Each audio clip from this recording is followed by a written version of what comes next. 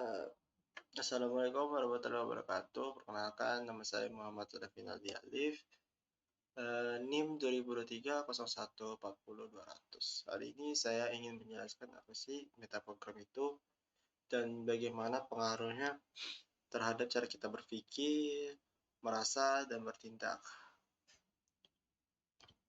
Apa sih metaprogram itu?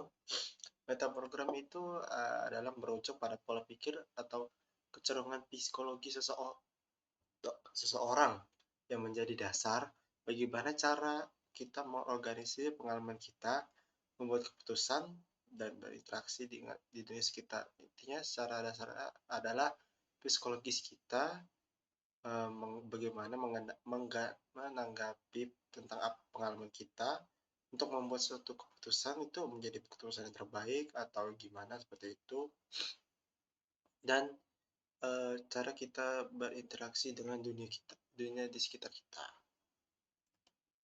Ini termasuk kecenderungan dalam hal-hal bagaimana kita memperhatikan informasi untuk membuat keputusan, berkomunikasi, dan menyelesaikan masalah. Dia sudah seperti itu memperhatikan informasi, bagaimana kita menilai informasi tersebut hoax atau tidak, bagaimana kita menanggapinya, membuat keputusan, berkomunikasi dengan sesama umat, berkomunikasi dengan manusia lain seperti itu. Bagaimana kita jika mendapatkan masalah, kita itu bagaimana menyelesaikannya. Metaprogram itu membentuk dasar dari kepribadian kita dan cara kita berperilaku. Salah satu contoh metaprogram itu adalah toward versus away from. Bagaimana beberapa orang cenderung bergerak menuju hal yang mereka inginkan, yaitu toward, sementara ada yang lain itu menghindari, yaitu away from. Yang gampang itu mereka menginginkan karir sukses, itu adalah salah satu orang yang toward, dan ada cenderung juga menghindari yang mereka tidak inginkan, ya kegagalan atau seperti itu mereka away from kegagalan mereka. Metaprogram itu membantu kita memahami cara orang lain itu berpikir dan bertindak. Secara fikih itu adalah pikiran kita bagaimana bertindak di kehidupan di dunia yang luas ini, serta membantu kita mengenali pola-pola dalam perilaku kita sendiri. Selain kita memahami pola perilaku orang lain, kita juga harus mengenali pola perilaku kita sendiri. Dengan pemahaman yang lebih baik tentang metaprogram, kita dapat berkomunikasi dengan efektif, memecahkan konflik, dan membangun hubungan yang lebih sehat. Jika kita sudah paham apa itu metaprogram, komunikasi antar sesama itu lebih enak, lebih efisien, efektif, dan betul. Jika ada konflik pun bisa kita menyelesaikan konflik tersebut itu bagaimana. Dan tentu saja yang diinginkan semua orang itu membangun hubungan yang lebih sehat. Ketika kita bicara tentang program, cenderung itu bahwa kita memiliki dengan cara kita memandang dan menghadapi dunia. Tentu saja cara setiap orang memandang dan menghadapi dunia itu berbeda-beda. Ada yang seperti ini, ada yang seperti ini, ada yang pesimis, ada yang positif, seperti itu. Ini adalah filter mental untuk membentuk cara mempersepsikan situasi orang dan diri kita. Tentu saja mental kita tuh seperti situasi ini, oh ini seperti ini gimana? Mental kita ketemu orang seperti ini gimana? Tentu saja yang perlu kita perhatikan adalah mental diri kita sendiri, seperti itu. Contoh sederhananya, seseorang yang cenderung fokus pada kemungkinan atau risiko-risiko dalam mengambil keputusan. Mereka memikirkan, oh kalau misalnya saya melakukan ini, saya membuka usaha, apa ya kemungkinannya dan risiko-risiko yang terjadi itu apa? Sebelum mereka mengambil keputusan untuk membuat atau mendirikan sebuah toko seperti itu. Ada juga metaprogram mempengaruhi preferensi komunikasi seseorang, gaya belajar mereka, dan cara mereka memotivasi mereka diri sendiri itu seperti apa. Hal yang menarik tentang metaprogram itu adalah bahwa mereka itu bersifat dinamis, dapat berubah seperti sering waktu, tentu saja karena setiap hari kita mungkin bisa ketemu orang baru, situasi baru, lingkungan baru seperti itu. Terutama dalam kesadaran diri dan latihan yang tepat.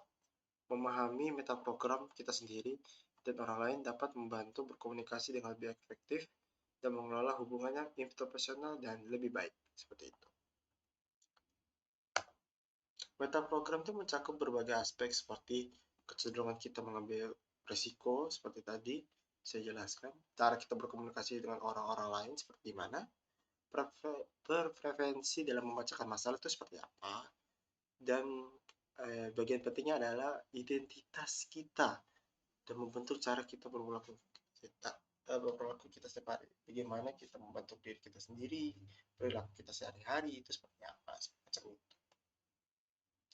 Memahami metaprogram kita sendiri dan orang lain itu dapat memberikan wawasan yang berharga tentang mungkin hubungan interpersonal antara saya dan dia atau seperti itu, dan pengembangan pribadi. Ini membantu menghargai perbedaan individu dan komunikasi. Ada dua, toward dan away from. Ini mengacu pada kecenderungan seseorang dalam memotivasi mereka tuh atau membuat keputusan berdasarkan apa yang mereka arahkan perhatiannya. Individu yang cenderung toward lebih fokus pada mencapai tujuan mereka atau hasil yang mereka inginkan. Sedangkan individu yang away from lebih fokus menghindari konsekuensi buruk atau masalah yang timbul. Seperti mungkin ada orang yang ingin membuka toko ataupun kafe-kafe seperti itu. Mereka orang yang toward, makanya ingin memikirkan fokus bagaimana mereka mencapai tujuan tersebut tanpa mungkin memikirkan konsekuensi, tanpa takut konsekuensinya itu seperti apa. Nah, orang individu away from itu lebih fokus menghindari konsekuensi. Mungkin kalau mereka open cafe, kalau misalnya sudah banyak cafe, konsekuensinya sepi, atau mungkin jika konsepnya dibilang sama orang lain itu bisa menimbulkan masalah yang mungkin timbul seperti itu. Nah, salah satu contohnya itu adalah bayangkan ada jika dua orang dihadapkan pada kesempatan promosi tempat kerja. Orang yang memikirkan tower, mungkin mereka fokus pada memanfaatkan dan kemungkinan kesuksesan dengan dengan promosi tersebut, seperti pengakuan, gaji yang lebih tinggi, dan peluang karir yang lebih besar.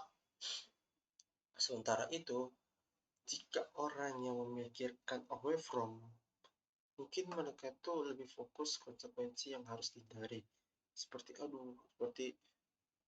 lebih stresnya tambahan, tanggung jawab yang besar, atau kemungkinan gagal yang berpotensi merugikan dirinya sendiri ataupun perusahaannya jika dia tidak sanggup untuk di tempat tersebut. Pemahaman metaprogram toward versus away from itu dapat membantu kita memahami motivasi dan perilaku diri kita sendiri serta orang lain. Dengan kesadaran atau preferensi ini, kita dapat lebih baik dapat memberikan dukungan atau motivasi kepada orang dengan metaprogram yang berbeda serta membuat keputusan yang lebih tepat sesuai dengan nilai dan tujuan kita, seperti itu. Seperti itu. Jadi memang pengalaman metaprogram itu ada dua jenis, toward dan away from. Kedua-duanya mungkin ada kelebihan dan kekurangan mereka masing-masing. Seperti toward, mereka tidak memperdulikan resiko apapun itu, mereka ingin mencapai tujuannya mereka, seperti itu, tujuan yang mereka ingin hasilkan. Away from ada kelebihan dan kekurangannya. Toward, kekurangannya ya mereka harus siap seperti apapun yang terjadi dengan konsekuensi yang mereka tanggung. Mereka tuh harus selalu siap kapan dan di mana itu bisa terjadi. Away from kelebihannya, mereka udah tahu bakalan kejadian seperti ini. Ada mungkin feeling mereka atau mungkin mereka menerka-nerka menebak seperti jika saya seperti ini. Jadi mereka lebih baik menghindar dan tidak mengambil keputusan tersebut. Mungkin itu menurut mereka keputusan yang terbaik. Tapi di sisi buruknya, kekurangannya, mereka tuh lebih takut mengambil keputusan gimana untuk mereka ke depannya seperti itu. Takut seperti itu karena mereka memikirkan resiko tanggungan yang mereka akan alami seperti itu. Sekian dari saya. Wassalamualaikum warahmatullahi wabarakatuh.